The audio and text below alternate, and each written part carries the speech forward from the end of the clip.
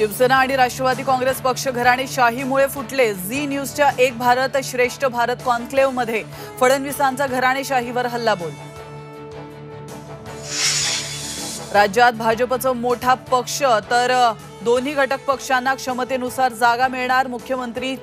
उपमुख्यमंत्री Devendra फडणवीसांचं Zee conclave मध्ये वक्तव्य।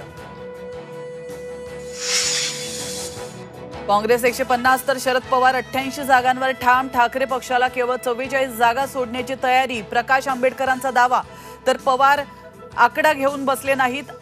आंबेडकरांच्या दाव्याला राऊतांचं उत्तर।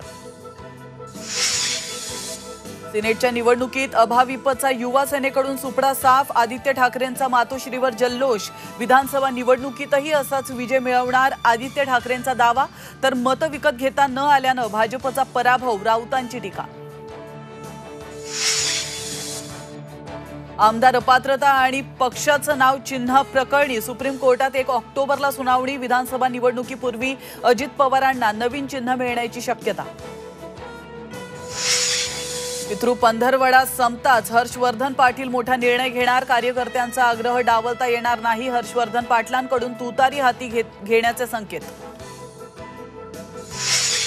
केंद्रीय गुप्तचर विभागाकडून मुंबईमध्ये अलर्ट। मुंबईमध्ये दहशतवादी कारवाईचा इशारा। गर्दीच्या ठिकाणी सुरक्षा वाढवली।